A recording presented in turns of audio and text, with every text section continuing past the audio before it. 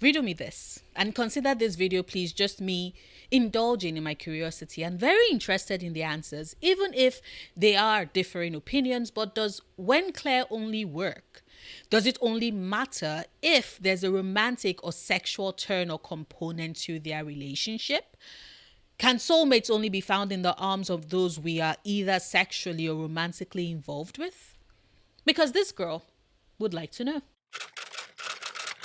It's been a week since the second half of Wednesday season 2 dropped, and I don't know about how others might be feeling, but I am absolutely giddy at just how much I enjoyed the second half of the season of the show.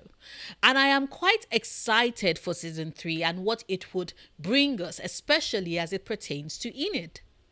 But not with regards the showrunners finally taking the decision to make Wednesday and Enid official, as a lot of people would prefer. Now, whilst I'm not opposed to it, because I will never turn down the chance for more queer or sapphic, specifically sapphic rep, feed them into my veins, damn it. I also would prefer if they don't. Matter of fact, I would prefer if Wednesday as a show continues to follow through on having this Wednesday Addams be her cookie self, always single and unattached and just going through life to the beat of her own drum.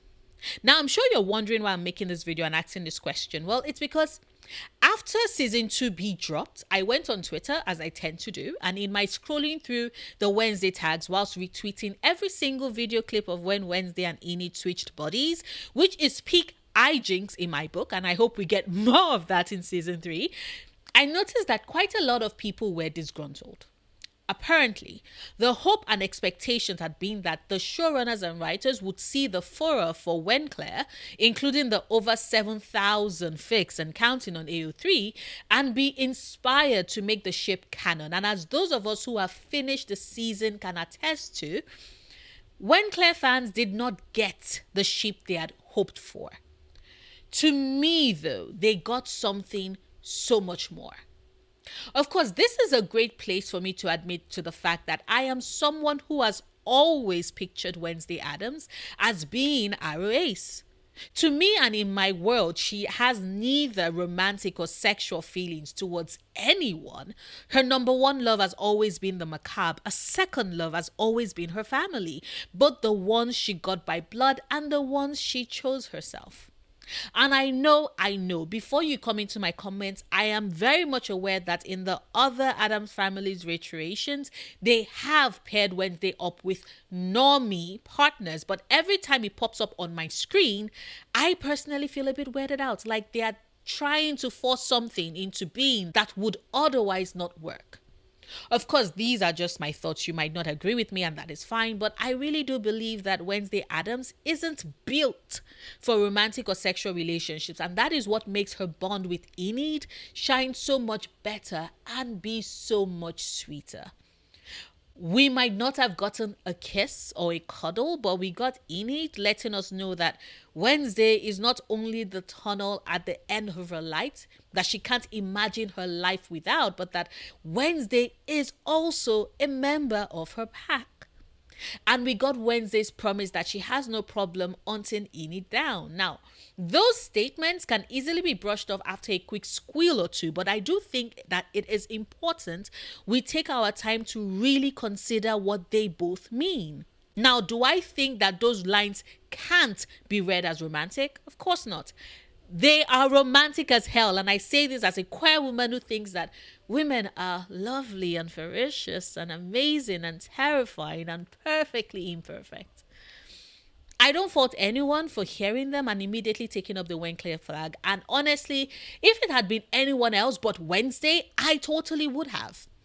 Because whilst I do think that we need more queer rep, specifically sapphic rep, I also do think that Wednesday Addams being aroace is powerful in and of itself, because it forces us as the viewers to ask ourselves if truly Wenclair aren't still as brilliant and amazing as we know them to be if they don't end up together. Does it take away from the fact that to Enid, Wednesday is someone that she trusts implicitly? Someone who would always give her a new perspective into the world? who will teach her to be unafraid of being alone, whilst at the same time offering her own hand to ensure that no matter what happens, she would always be by her side? Does it take away from the fact that to Wednesday, Enid would always be her friend? The one whose riot of color doesn't hide the depth of her strength, who doesn't seek to change her, who is as willing to sacrifice her identity and sanity to save Wednesday as Wednesday would do for her as well?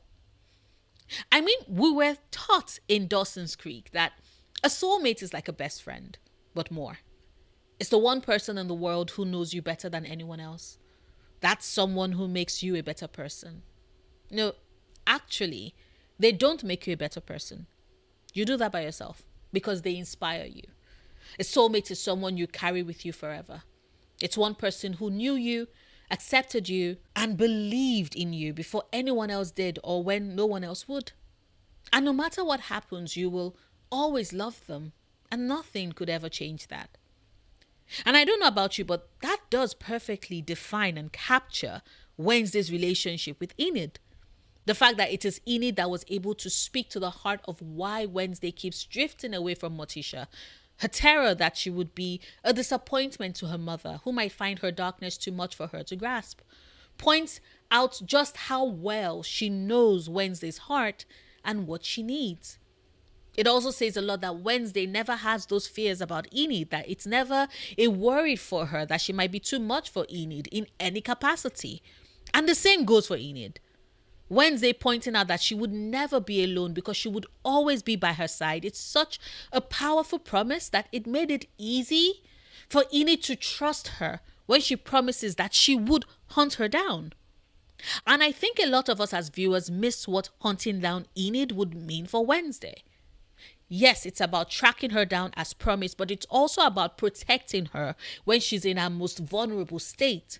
Haunted by those of her kind, it is Wednesday who will get to stand by her, ensuring that other werewolves are not able to harm or hurt a single hair on Enid's head, because that is her heart, that is her soulmate, and she's giving her her word. And to have these two be utterly devoted to each other to that extent. I mean, the reason why Enid is currently in her werewolf form and can't transform back is because she had to do so to save a rapidly suffocating Wednesday who had been buried alive. To have Wednesday and Enid's devotion be that strong and not tied to any romantic or sexual relationship whatsoever would affirm for me that sometimes the people that matter the most to you aren't your partners or your lovers, but the friends who chose to be in your life and make every effort to stay in it. Now, I know that the concept of soulmates has been so romanticized in books and movies and shows that our knee-jerk reaction is to work with the assumption that only romantic and sexual relationships matter. But to me, a platonic Wenclair endgame would show that for the misassumption that it is. And before anyone says something in the comments, I have always found the love triangle that we got saddled with in the first season of the show as the most frustrating part of that season for me. I was neither a Tyler or Xavier fan as love interest, and I do apologize if you're either a Wyler or a Wavier shipper, but they just didn't work for me. Like I said several times in this video, I didn't see Wednesday as being romantically or sexually attracted to anyone really. But I did find it interesting and a nice bit of a contrast that season 1 had a love triangle and season 2 also had a pseudo bit of a love triangle going too. Well, not really a love triangle, more like Ajax was trying to find out where they stood with Enid and she was avoiding him, whilst at the same time pursuing something romantic with Bruno, which I was actually pretty pleased that the show had Ajax call her out on that, because that wasn't cool at all. But as I was saying, I found it very interesting that we had Wednesday caught between two boys who were interested in her in season 1, and season 2 had Enid caught between two boys who were also interested in her, and the end of the season had Enid being with neither of them, just like Wednesday walked away at the end of season 1 alone. Now, we can always interpret this as the showrunners and writers creating the opportunity by having both Enid and Wednesday single so that they can get together in season 3, which I am not going to lie, if it happens, I will simply roll with it. It is rare to get aroace rep in media these days, so I've learned to have zero hope for Hollywood in this regard. But I will still stick to my prayer and hope that they don't go that route though. That instead Wednesday, the show, gets us to see that Wednesday and Enid would always choose each other. That they would always gravitate towards each other. That they would always be the most important people in each other's lives. That they would love and sacrifice for each other. And that there doesn't need to be anything romantic or sexual pushing them to do so. That their bond is one that transcends that, because they are and will always be soulmates. Of course, these are just my thoughts. I would, as always, love to hear yours. Do you agree or disagree? If Wednesday as a show ends its final season with neither Wednesday nor Enid in a relationship with anybody else, and they just simply drive off into the sunset on Uncle Fester's sidecar, would that be an ending you would enjoy or be happy with? Or would you absolutely hate it and believe that the showrunners chickened out and didn't follow through on what you think would have been a more revolutionary way to end the show? Please let me know all your thoughts in the comments. Like this video if you've watched this far and haven't done so yet. Share this video if you want to support me on Patreon if you can. If you can't, however, do consider checking out my other channels. One is a gaming channel and I also have an ASMR channel. I have them all linked in the description bar if they sound like something you might also be interested in checking out. Whichever the case may be, however, I will see you tomorrow with a new video. Until then, do remember, obsessing over the things you love, perfectly valid coping mechanism.